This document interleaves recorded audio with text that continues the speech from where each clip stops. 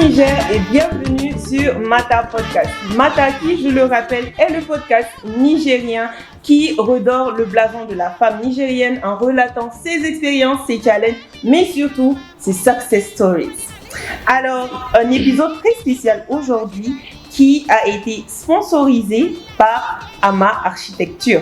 Ama Architecture est une agence d'architecture et d'urbanisme basée à Niamey, fondée en 2014 par l'architecte Adji Manso, architecte HMNOP inscrit à l'ordre des architectes du Niger. Ama Architecture s'engage au niveau national comme à l'international. Ils conçoivent des projets audacieux et fonctionnels qui font naître fierté et sentiment d'appartenance. Bien sûr, ils offrent plusieurs prestations de services en études, assistance et suivi de travaux.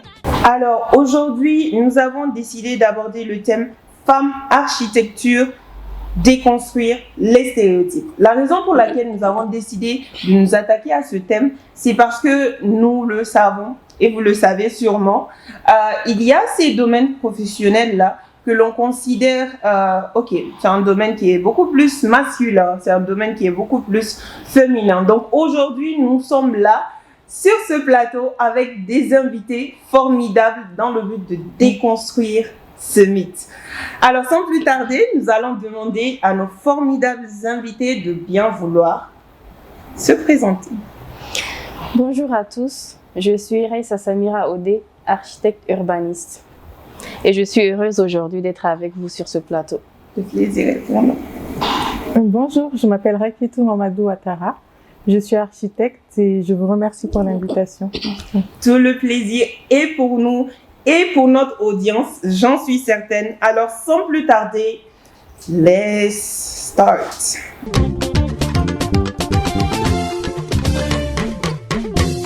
La première question, c'est, et je suis sûre que vous êtes curieux aussi, c'est en quoi consistent vos fonctions respectives. Est-ce que vous pouvez nous parler un peu des tâches que vous accomplissez au quotidien? Oui, bien sûr. Moi, je vais commencer d'abord par définir un peu l'architecture très brièvement. Alors, l'architecture, c'est l'art, c'est d'abord le premier art parmi les arts. C'est l'art et la science de concevoir les bâtiments, quels qu'ils soient. Et donc, les architectes, nous sont appelés à concevoir et à suivre un bâtiment du début jusqu'à la réalisation. D'accord. Jusqu'à l'exécution finie. Quelle est la fonction des architectes urbanistes? C'est deux métiers qui se complètent, mais à grande et à petite échelle. L'urbaniste, lui, il planifie la ville, c'est-à-dire tout ce qui concerne le tissu urbain. Et l'architecte, lui, il conçoit les bâtiments. Ah, donc, il a plus de détails que l'urbaniste. D'accord. Donc, deux fonctions en une.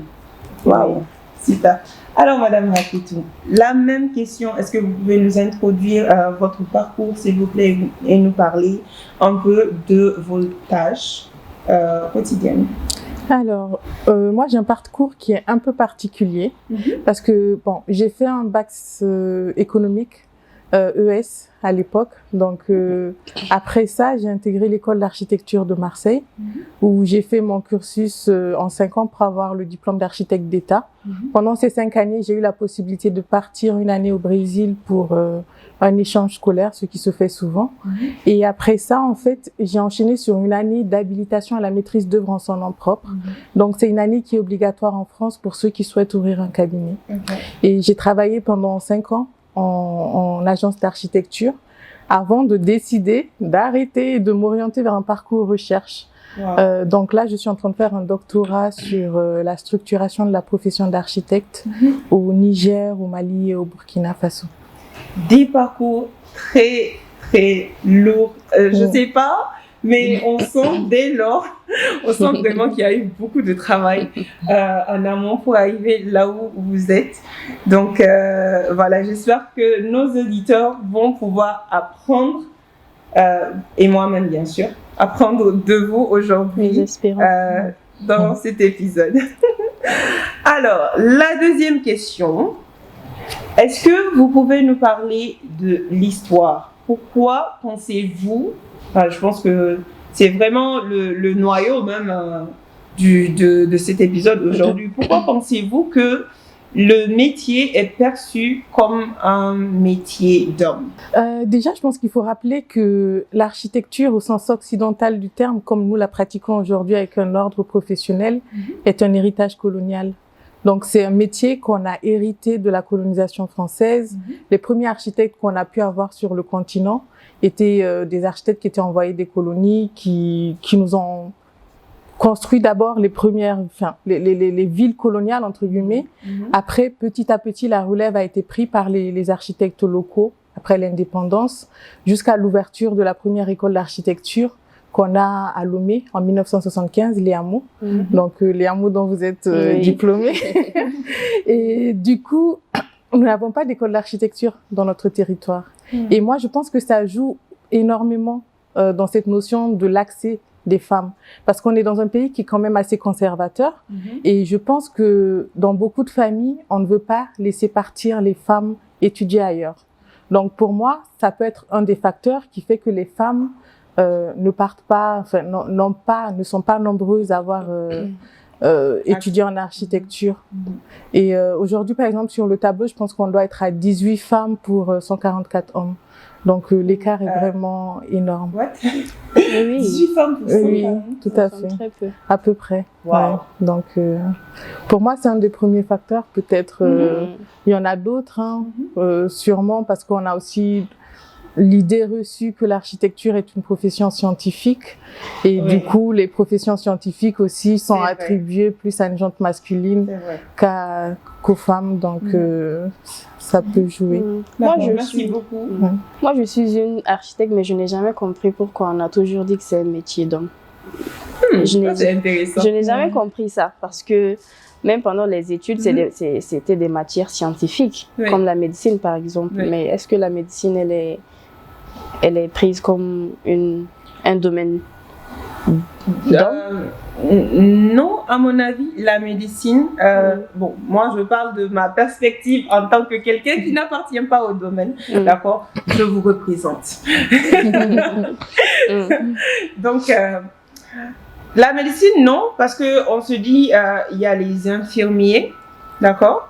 Donc, et les infirmiers, ce sont des gens qui, comment on appelle ça, qui soignent, qui sont au quotidien avec les gens, il y a ce contact tactile là, j'ai pas envie d'utiliser le mot materné, d'accord, mais il y a vraiment un contact avec les patients, il y a aussi la notion de patience, tout ça là qu'on projette dans la femme, d'accord, qui fait en sorte que je pense que la médecine à un certain niveau, non, mais si on parle des grands docteurs, les chirurgiens, les gens qui sont arrivés vraiment très loin dans les études et leur accomplissement, donc sur cette base-là, on n'associe pas la médecine à un métier d'homme spécifiquement. Mais quand on prend l'architecture, et là encore, ça peut être biaisé, hein, ça peut vraiment être biaisé, mais nous, la manière dont on vous voit, on a l'impression que c'est un métier qui est beaucoup plus pour les hommes. C'est la même chose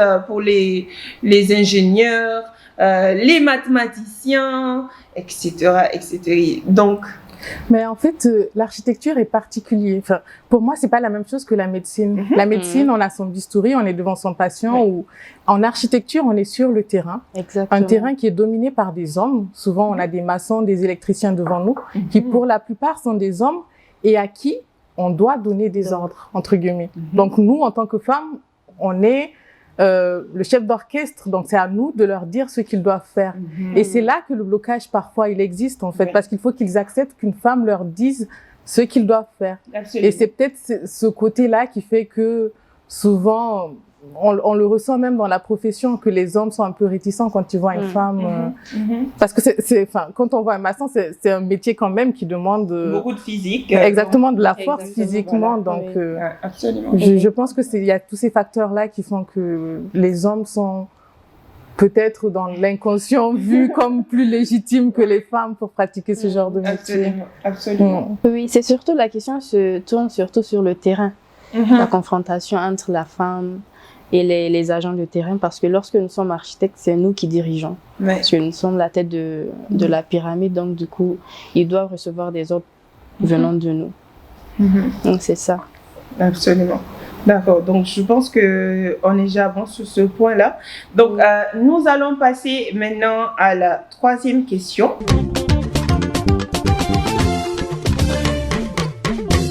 Vous êtes des femmes aujourd'hui, mais avant tout, vous êtes des architectes, d'accord? Donc, est-ce que vous pouvez nous partager un ou deux challenges auxquels vous avez fait face durant votre parcours, ou peut-être auxquels vous faites toujours face, et comment est-ce que vous les avez surmontés, ou comment est-ce que vous les surmontez au quotidien? Moi, j'ai peut-être une petite anecdote qui n'est pas très, mais c'est un petit défi auquel on fait face parfois. Okay. Lorsqu'on est dans une réunion, je peux être parfois la seule architecte pendant la réunion. Le maître d'ouvrage, celui qui est le client, il a tendance à regarder plus les hommes que moi, alors que c'est moi c'est moi qui dirige son chantier. Il faut que je parle à voix vive, c'est-à-dire il faut que je retourne toute l'attention sur moi pour qu'ils comprennent que c'est moi. Parfois, il faut que je dise, c'est moi l'architecte, pour qu'ils se retournent et qu'ils me regardent et qu'ils commencent à me parler droit dans les yeux. Mais sinon, ils regardent l'un, ils regardent l'autre, mais ils ne me regardent pas. Et ça, c'est très courant, surtout sur le chantier, pendant les réunions de chantier. Donc, il faut qu'on travaille 2 fois plus que les hommes pour que les hommes nous prennent au sérieux. Ok, d'accord. Mais je rejoins tout à fait ce qu'elle vient de dire. J'ai une anecdote un peu dans ce sens, mais moi c'était sur le chantier. J'avais un maçon qui avait fait un mur qui n'était pas comme il fallait, et donc je lui ai dit qu'il fallait le refaire. Et il voyait que j'insistais, il se disait mais qu'est-ce qu'elle a celle-là? Il me dit bon, est-ce que je peux parler à quelqu'un de responsable? J'ai dit parce que vous estimez que je suis responsable.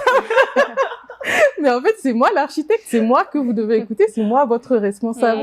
Et ça, c'est des trucs qu'on peut avoir souvent. Ça m'avait bien fait rire parce que moi, ce genre de choses, je ne le prends pas mal. Je me dis, non, t'as un problème avec moi, je suis désolée, mais il n'y a que moi, en fait. Absolument. Donc, tu n'as pas le choix, il va falloir que tu m'écoutes. Et on est souvent obligé de le rappeler. Que nous sommes architectes. C'est nous qui sommes l'architecte ici, pour qu'ils nous écoutent. Après, pardon, en termes de défis, moi, je dirais que l'un des plus gros, c'est aussi l'arrivée de la maternité. Qui peut avoir un poids très important parce qu'on a une profession qui est très prenante. Souvent, on dit que l'architecture, c'est une profession passion, une profession dans laquelle on compte pas ses heures. Et quand on a un enfant, ça peut bousculer pas mal de choses. Et puis, il faut réadapter les choses et puis se réorganiser pour pouvoir continuer à être architecte en étant mère, en étant... Absolument. Absolument. Cette anecdote, j'ai l'impression, c'est lors de nos épisodes qu'on avait eu, on avait eu des guests et notre invitée, elle était réalisatrice et productrice de films et tout. Et l'anecdote, ça m'a rappelé la même chose qui s'était passée avec elle, en fait. Donc, ils étaient en train de tourner le film, juste, disons, dans une rue comme ça.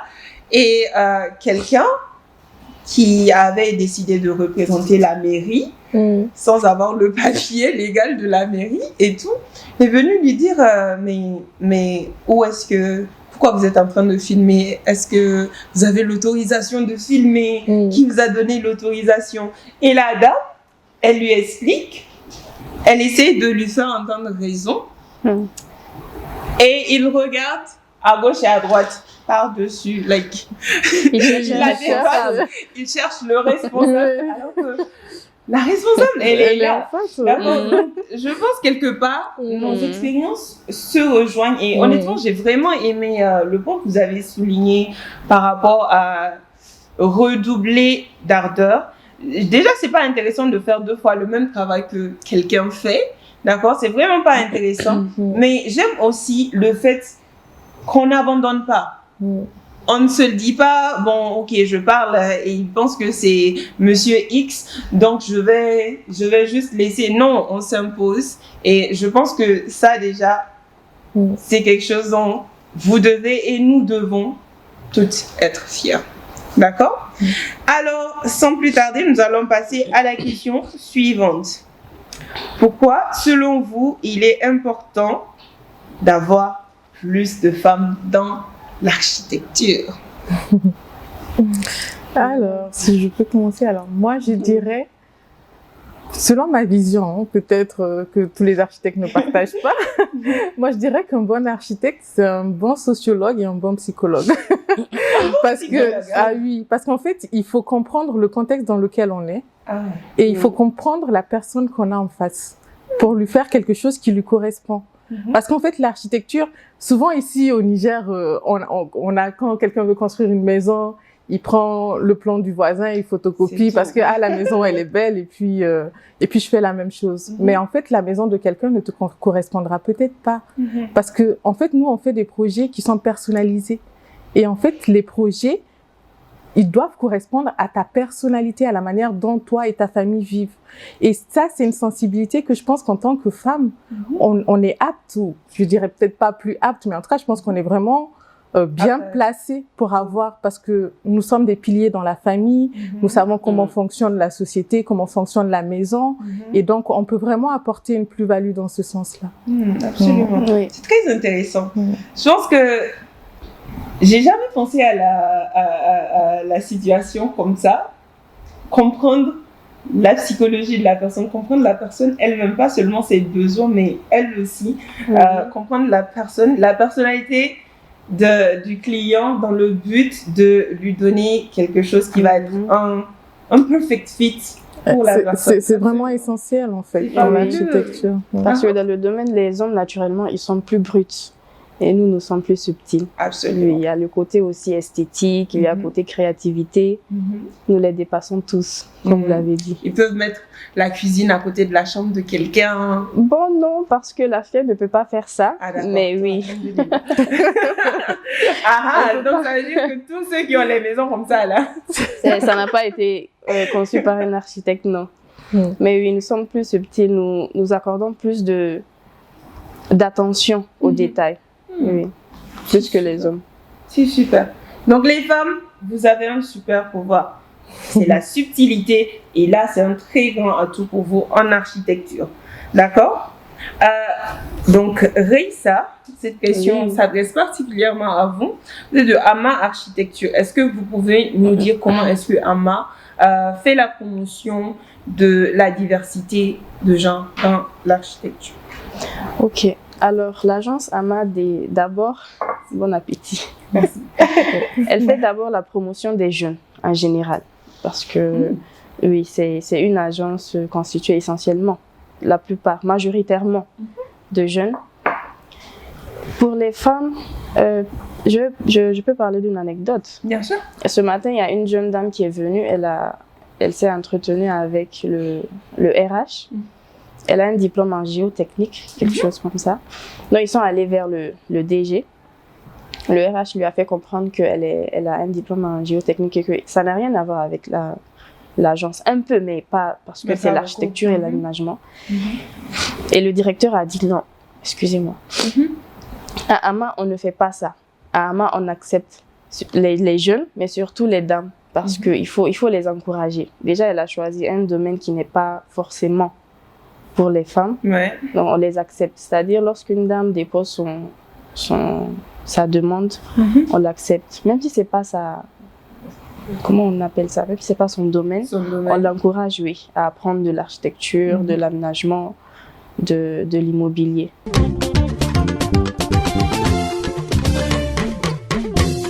Alors, j'aime beaucoup cette question, parce que c'est une question kind of cas pratique. Donc, supposons qu'on est une jeune fille, une jeune Nigérienne. Ça peut être une petite Reissa, quelque part, dans le coin de sa chambre, qui regarde cet épisode-là. Ça peut être une petite Raki et tout, avec beaucoup d'ambition, brillante, qui veut vraiment aller très très loin dans la vie. Elles veulent toutes deux devenir architectes, mais elles ne savent pas comment s'y prendre. Et elles ne savent pas à quoi est-ce qu'elles vont s'attendre dans ce domaine-là. Donc, est-ce que vous pouvez leur donner quelques conseils afin de les orienter un peu, ou bien même de les préparer à ce futur métier-là, si elles persistent pour aller dans l'architecture? Alors, moi, je dirais que la première chose, c'est de croire en soi. Parce que quand on croit en soi, on peut relever des défis. Et certes, les études en architecture sont compliquées, je ne dirais pas le contraire, parce que ce serait mentir. On a tous passé des nuits blanches, des charrettes, comme on les appelle, nous. Des charrettes, oui, des nuits blanches, on en a eu pas mal. Mais ce n'est pas insurmontable. La preuve, on est là. Et la preuve, quand on regarde dans l'historique des architectes du Niger, le premier ou l'un des premiers cabinets d'architecture a été créé par une femme, le premier cabinet d'architecture privé. Donc, c'est pas un métier dans lequel on a à avoir honte ou quoi que ce soit, on a notre place. Et je pense qu'il faut se battre. Après, le deuxième conseil, c'est par rapport à des questions que j'ai souvent de la part de nos jeunes sœurs et même des frères qui veulent faire architecture et qui me demandent souvent est-ce qu'il faut savoir dessiner, est-ce qu'il faut être bon en maths, est-ce que toutes ces questions pratiques. Moi, je dirais que il faut pas se limiter en se disant je ne sais pas dessiner, je ne peux pas être architecte ou je ne suis pas bon en maths ou quelque chose comme ça, parce que l'architecture, c'est un métier qui demande de la polyvalence. Il y a vraiment beaucoup de matières, autant littéraires que scientifiques. Et quand on est bon en moyenne partout, on peut s'en sortir. Moi, quand j'étais en école d'archi, je me rappelle que l'une des meilleures de ma promo avait fait un bac littéraire. Donc, c'est pour dire que ce n'est pas impossible. Attendez, j'ai fait le bac littéraire. D'accord. Donc, est-ce que si vous pouvez répéter en regardant? C'est pas possible. Moi, je le dis formellement, l'architecture n'est pas réservée aux scientifiques. Merci. Tout le monde peut accéder à l'architecture. Moi, je sais que dans mon école, on ne réservait pas, enfin, les gens qui n'étaient pas scientifiques pouvaient aussi s'inscrire, et puis il y en a qui s'en sortaient très bien. Donc, il faut pas se limiter. Si vous voulez faire de l'architecture, soyez persévérants. Absolument, absolument. Je suis contente. Et il y a d'autres qui devront faire plus d'efforts que d'autres, parce qu'il y a des jeunes dames dont l'environnement est favorable à l'architecture, c'est-à-dire peut-être le père, le frère, la sœur. Donc, c'est bien vu. Et lorsque c'est pas mal vu, mais lorsque, vous voyez, on ne connaît pas trop le domaine, oui, on a tendance à les décourager. Donc, le conseil que j'ai à donner, surtout, le premier conseil, c'est d'être imperméable au découragement. Wow, j'ai aimé ça. Imperméable. Oui, au découragement, oui. Il faut aller, il faut surtout aimer l'architecture. Tout à l'heure, elle a dit c'est un domaine de passion. De passion. Oui, il faut surtout l'aimer parce que c'est très difficile, les études, mais c'est pas insurmontable. Et à la fin, on est là. Donc, juste pour corroborer ce que tu avais dit, Raissa, je pense qu'au-delà de la personne, j'aime beaucoup le concept de il faut être imperméable au découragement. Et quelque part, je me dis, il faudrait aussi que si vous avez une fille, et là je m'adresse à la famille, donc à la maman, au papa, à la famille en général, si vous avez une fille qui souhaite devenir architecte, mais ou bien qui veut travailler dans les STM, tous les domaines qui sont attrait à la science, aux mathématiques, l'ingénierie, etc. Je pense qu'il faudrait être cet havre. C'est facile comme ce camp-là, cet environnement-là qui va l'encourager. Parce que c'est clair que dès qu'elle va sortir de sa zone de confort, elle va avoir affaire à plusieurs challenges. Et les challenges, nos invités, elles les ont si bien décrits. D'accord? Donc, quelque part, je me dis, la famille doit avoir le rôle premier. En fait, même pas dans les STM, même pas juste dans l'architecture, mais de façon générale, la famille doit être le support premier des passions, surtout quand c'est attrait à la profession des enfants. Donc, je pense que c'était juste ce que je voulais ajouter par rapport à ce que tu avais dit.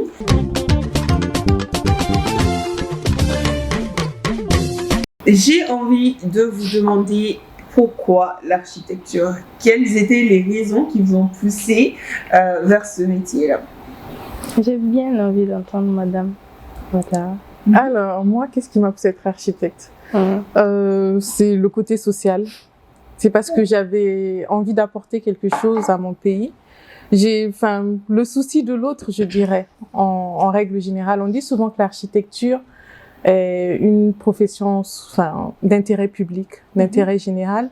Et aussi, moi, mon ambition, j'espère, pendant ma carrière, c'est de pouvoir explorer des domaines tels que l'architecture abordable, c'est-à-dire proposer des choses aux personnes qui n'ont pas assez de moyens pour aujourd'hui s'offrir les services d'un architecte.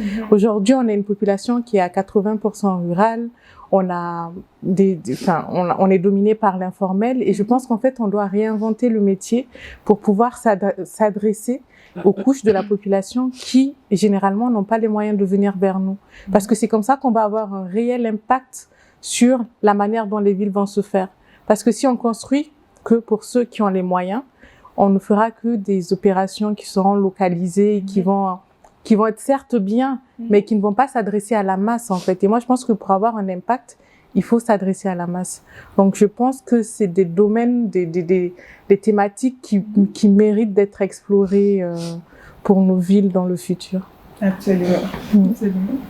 Alors moi, tout ce qu'elle vient de citer, qui est vrai, je l'ai découvert après. Parce que moi, j'ai choisi l'architecture par passion et mon environnement était favorable. Tout à l'heure, j'ai parlé d'un environnement favorable. Mon père était dans le bâtiment. Donc, depuis étant petite, il m'amenait sur les chantiers. Je voyais comment on faisait les fondations, comment ça s'élevait. Et une fois, je lui ai posé la question, il est quoi? Il m'a dit, il est entrepreneur en bâtiment. J'avais déjà l'amour de ce métier. Et je lui ai dit, quel est le dernier stade dans le domaine du bâtiment? Il a dit, c'est l'architecte. J'ai dit, tu es architecte? Il a dit, non, je suis entrepreneur en génie civil, en BTP, bâtiment de travaux publics. Et après, j'ai développé la passion, j'ai découvert comment l'architecture est, tout ce qu'elle vient de citer, les avantages. Et voilà, je suis architecte et en plus urbaniste aujourd'hui. Super. C'est drôle parce que quand je t'entendais parler, ça m'a fait penser à un truc. Souvent, les gens opposent architecture d'intérieur et architecture d'extérieur. Ça, c'est un débat qu'on entend souvent parce que les gens ont l'image que l'architecture d'intérieur, donc tout ce qui a trait à la décoration, qui est associé dans l'imaginaire, c'est réservé aux femmes. Et l'architecture d'extérieur, entre guillemets, qui porte sur la structure du bâtiment, est réservée aux hommes. Donc souvent, quand on est une femme et qu'on dit qu'on est architecte, les gens peuvent demander architecte d'intérieur. Donc ça, c'est un débat qui souvent revient. Et je me rappelle mon ancien patron, à chaque fois qu'on lui demandait alors, t'es quel genre d'architecte, intérieur ou extérieur? Il disait, ça dépend s'il pleut. Donc voilà, je pense que c'est une très bonne réponse. Absolument. Ça dépend s'il pleut. Oh, bébé. Absolument. Donc, merci beaucoup. Ce fut vraiment un moment. D'habitude, j'aime beaucoup cette rubrique, éclat de voix, parce que ça nous permet de connaître les gens un peu plus en profondeur et d'apprendre de leur métier, de leur passion et tout. Et je trouve ça fabuleux. D'accord? Donc, merci beaucoup pour ce moment. Je suis sûre que notre audience a aussi apprécié. Nous sommes actuellement à la fin de cet épisode Femmes et architecture, déconstruire les stéréotypes. Et j'espère qu'on a adressé vos questions, ce que vous pensez et je m'adresse à l'audience, ce que vous pensez généralement de l'architecture, juste en partie. J'espère que à travers cet échange, nous avons pu adresser ces quelques questions que vous aviez. Sinon, veuillez les poser en commentaire, d'accord? Nous allons nous faire un plaisir de vous répondre. Donc, j'avais hâte de faire cet épisode parce que généralement, nous faisons une sensibilisation, nous inspirons à travers des récits et des expériences de nos invités, d'accord? Mais cet épisode, il va être spécial parce que nous allons faire ce que les Anglais appellent call for action. Donc, nous allons appeler les gens à l'action.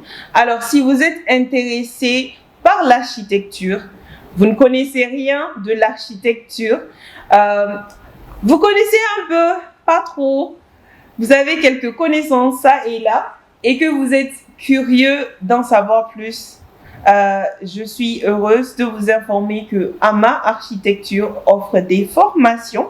Donc, ce sont des petits ateliers, d'accord? Et ce sont des ateliers qui se passent de façon hebdomadaire tous les jeudis de 9h à 13h. Nous vous invitons le jeudi prochain, d'accord, à venir pour assister aux ateliers de formation qui vont se passer. Et bien sûr, parce que c'est un appel à l'action, Mata sera là pour vous supporter. D'accord? Donc, je pense que nous sommes actuellement à la fin de cet épisode. On vous remercie beaucoup pour votre attention, pour votre temps. Donc, merci beaucoup, mesdames, d'avoir partagé votre expérience avec nous. Merci à vous. Et au plaisir de rester toujours en contact avec vous. Merci. Merci à vous. Salam alaikum.